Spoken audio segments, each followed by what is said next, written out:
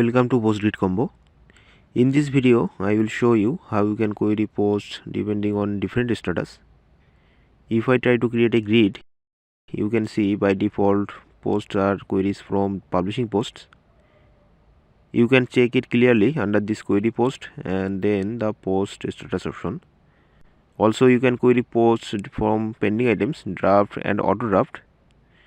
If you want to query post based on multiple options, you can just hold Ctrl of your keyboard and then select options.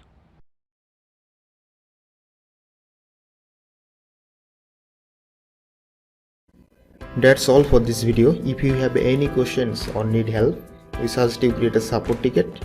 You can find the link under every blog, and if you are comfortable with our plugin, please rate us on WordPress. Your review is much more beneficial to us. Thank you so much for watching.